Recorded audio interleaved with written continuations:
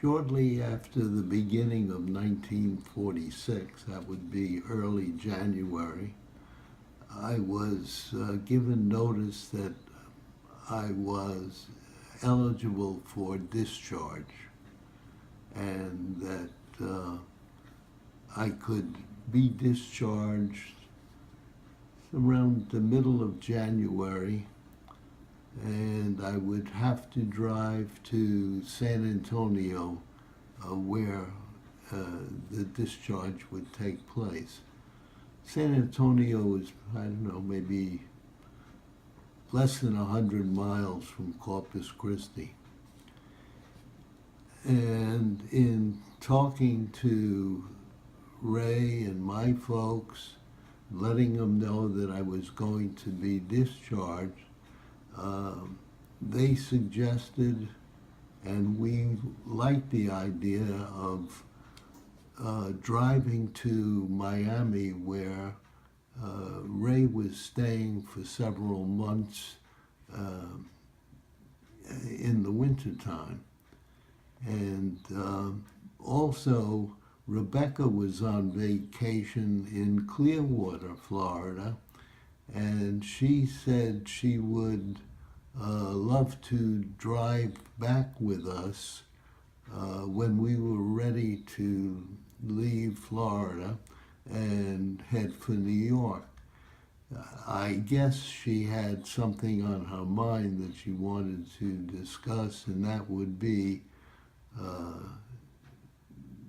probably going to work at the hotel.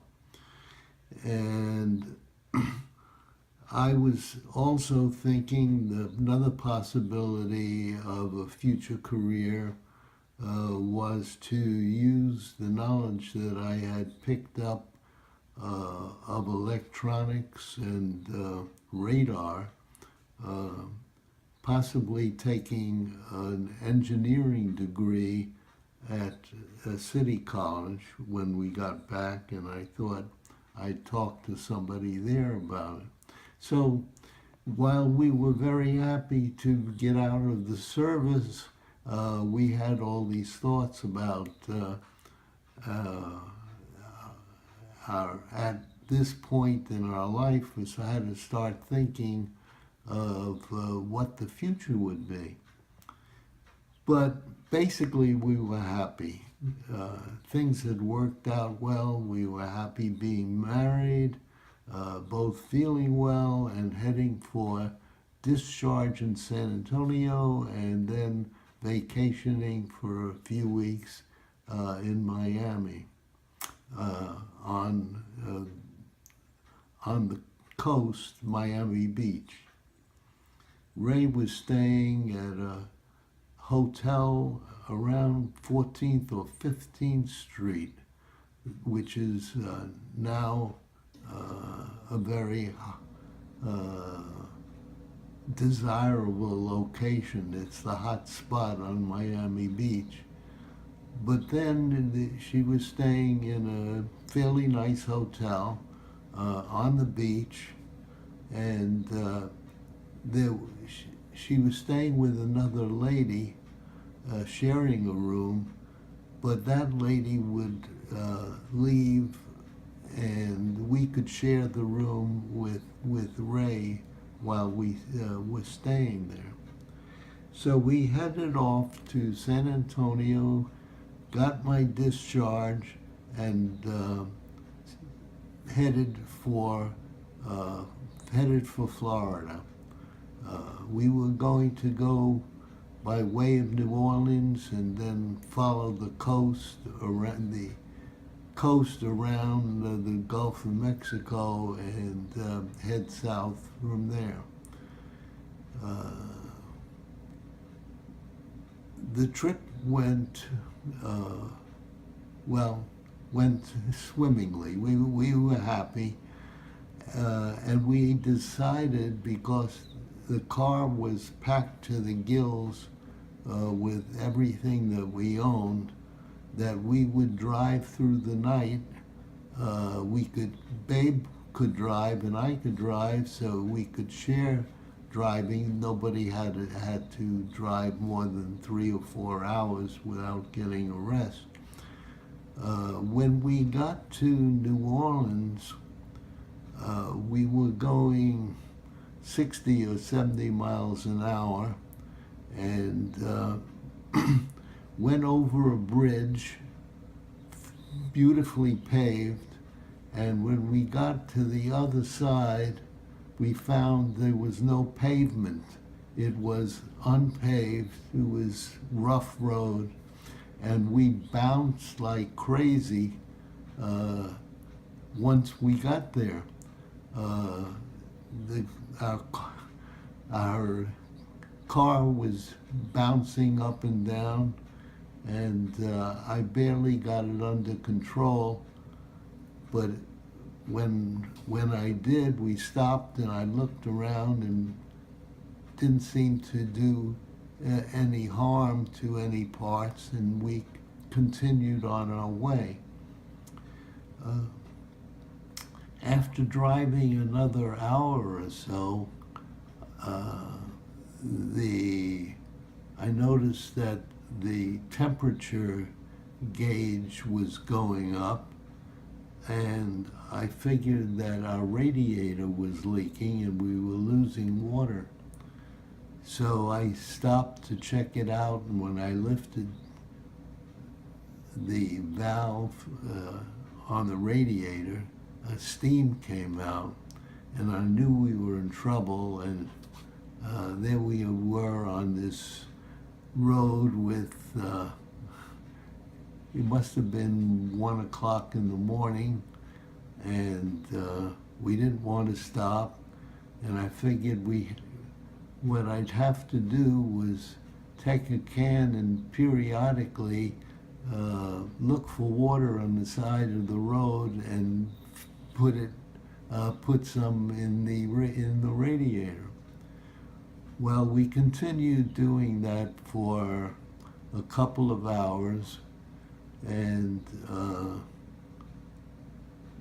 probably reached a point where it was daylight, and I was tired of driving, and I asked Babe to drive, and the radiator seemed to be holding the water now, so that wasn't a problem. So I went to the passenger seat, Babe started driving, and I went to sleep.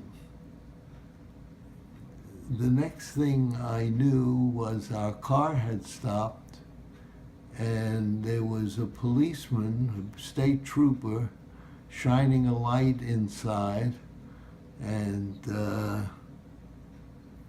talking to Babe. And I said, "What happened?" And the trooper said, "Do you realize you were going 70 miles an hour in a 50-mile-an-hour zone?" And Babe answered him and said she didn't, because we were going a long way, there were no cars on the road, and she was just driving carefully, but maybe had gone a little too fast. Well, the conversation continued. I was in a sailor suit, and I told the officer that I had just been discharged after 3 years in the Navy, and hoped that he could help us out under these circumstances. He asked to see Babe's license, and she didn't have one. In Texas, you were able to drive with a learner's permit or something like that. You didn't need a license, and she had never bothered to get one. So that was an added problem in dealing with this trooper. However, he took pity on the young sailor and the wife, and he said, "Look, I could take you to the station house and hold you overnight, and you see the judge in the morning, and he'll fine you $50 or $100, and then you could go on." However, we could settle it right now. If you give me $50, I'll let you go. So that was luckily I had money with me, and I gave him the $50, and we took off. So that was a scary, scary moment, but nothing else happened. We arrived, I think, early in the morning, not quite so early, maybe 11 o'clock, after having driven all the day before and all night. And we arrived at Ray's Hotel on 14th Street on, I forget the name of the road that goes near the ocean, but that's where we were, and we were in the right place, and went to find Ray. We stayed with Ray for about a week and enjoyed Miami Beach in January. The weather was a lot warmer and sunnier than even Texas in January. So that was a vacation, and we enjoyed it. We had, in the meantime, had called and spoken to Rebecca. And for those of you who aren't that familiar with this story, Rebecca Jackson was the principal partner, that is the acting partner, although she only owned 50%, together with her brother Ben, who had built the Forest House. The Forest House was the new building that they had put up in 1940, and this was 6 years later, 1946. Rebecca was probably around in her 60s, and thinking that she had made quite a bit of money at the hotel in the 6 years from 1940 to 1946, and thinking about retiring. I had worked at the Forest House starting at age 13 and a half, and was now 23. So that was 10 years later for me. I had spent, of course, not the last 3 years I was in the Navy, but prior to that time, I had done many jobs, different jobs at the hotel, starting with bellhop, busboy, in the office, and boat boy, lifeguard. I was pretty familiar with most of the doings and necessary jobs that it took to run the hotel. And Rebecca had let me know that one of the reasons she wanted to go north with us was to have a chance to talk to me about going to work at the hotel and learning how to manage it so that in a few years she could retire and turn over the management. So this was an option that was coming up.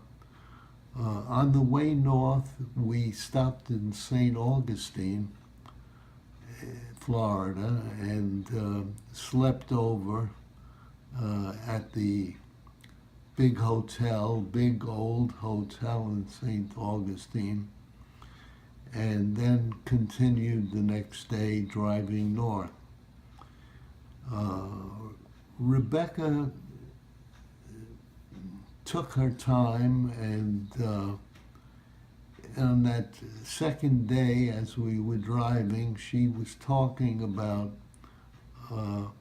her hopes that I would be interested in going into the hotel business. She realized that I had a knack for it. She thought I could be good with people, and that I could learn in a couple of years what would I'd have to know in order to be a hotel manager. I told her that I had finished 3 years of college and I wanted to get my bachelor's degree and have a college degree before I started anything else, and that possibly I might want to study to be an electrical engineer. So I had other options than just going into the hotel business.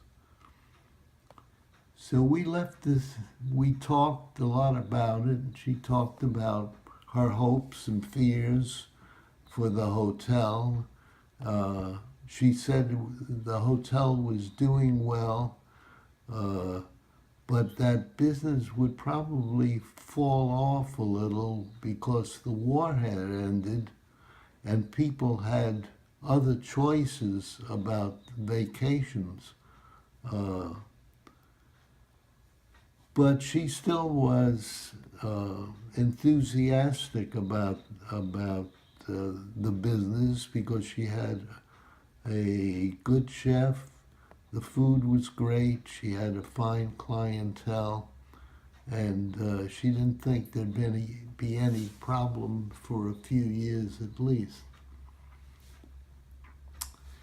Anyway, we continued our trip. It was she told us what her hopes were for me, and I told her what my thoughts about my possible careers could be. And she said that if I wanted to, Babe and I could go to the hotel. I could work weekends. Babe could work in the office, and I could go to school for 5 days a week and do that for a year and get my degree. So since we didn't have a home to go to, that seemed like a fairly good idea. And that's the way we left it on this trip north. Anyway, this 38 Buick was still driving along pretty well, covering ground, and was big and heavy and solid. And the interesting thing was that that summer, this was now in January, and I didn't know how long the car would last, but I knew it would last to get us up to Mahopac.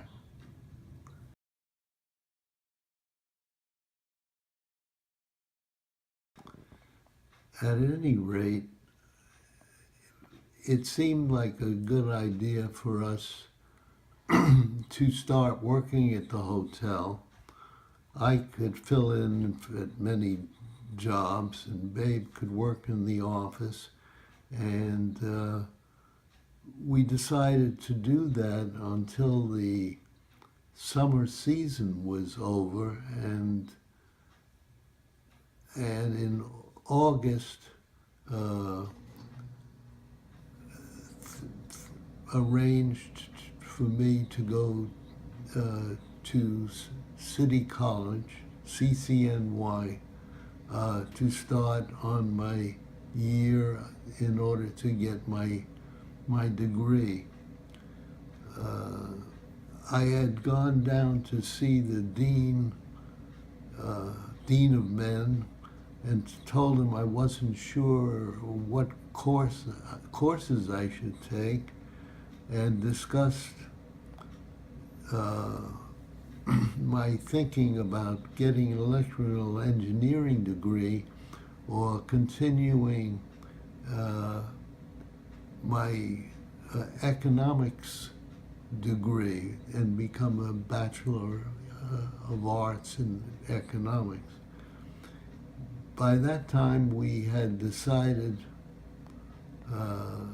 since Rebecca wanted me so badly to start my apprenticeship to become the manager of the hotel, and we liked the idea of living in Mahopac, that it would make sense for me just to get a degree in economics, which I could complete in a year, rather than go for an engineering degree, which would take me a year and a half, and then not knowing whether I could get a job as an engineer. At that time,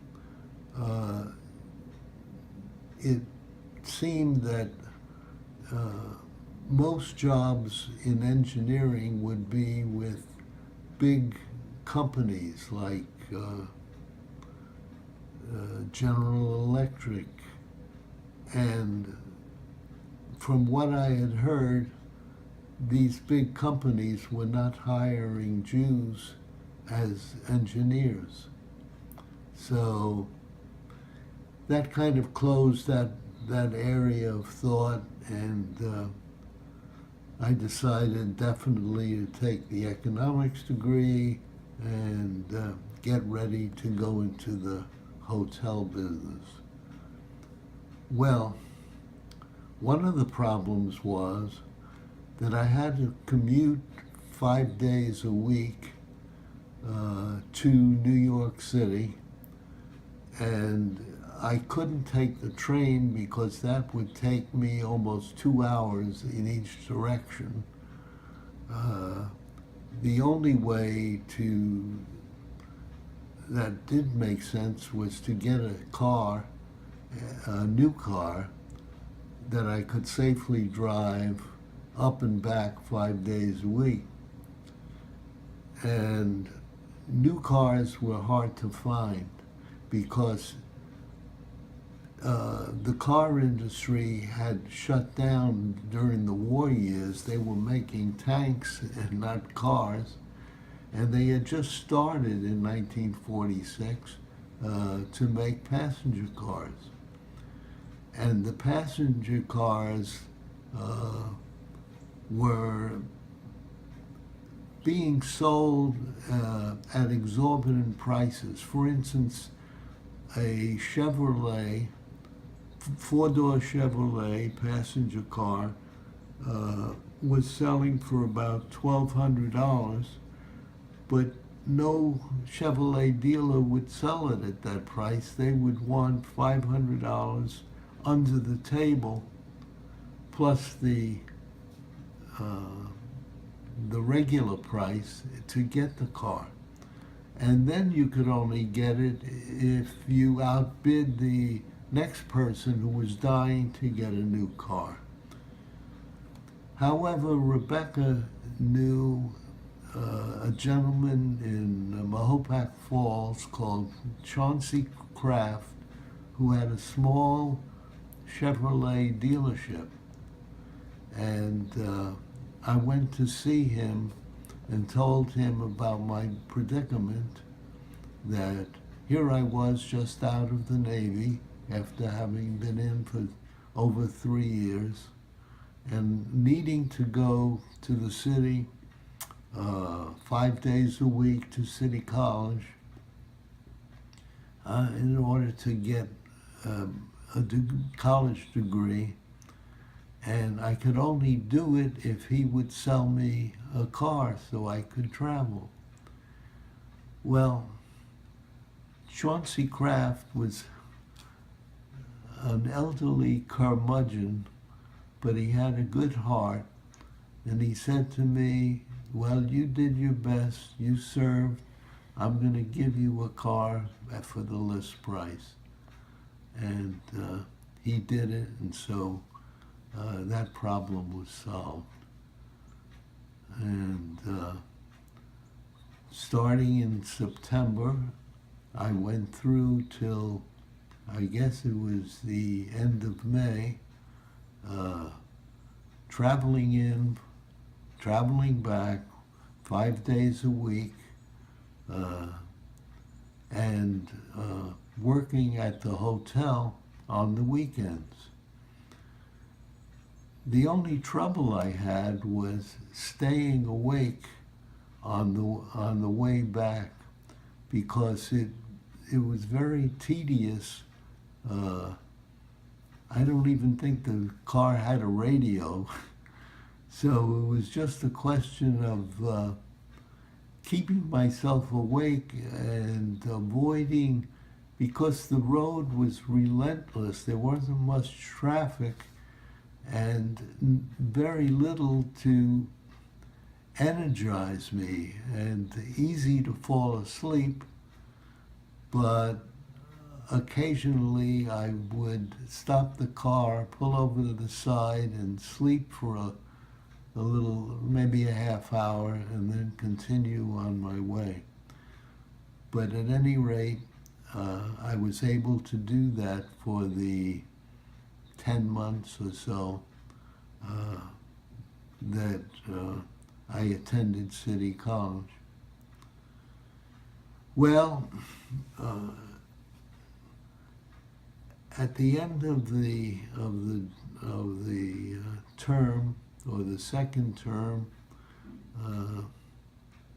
I graduated, got my degree, and was eligible to attend the graduation ceremony. Babe said, you know, I didn't go to my NYU graduation. Why don't I attend? I can get a cap and gown, and we could both graduate. And it was interesting that Professor Manny Sachs, Emanuel Sachs, was the head of City College downtown, which was the business school, and he was attending the graduation up at the Great Hall at 138th Street. And he had been a guest at the Forest House, and he knew me quite well. So he kind of winked at us as Babe and I went to receive our diplomas. But that was a kind of nice thing that we could graduate together.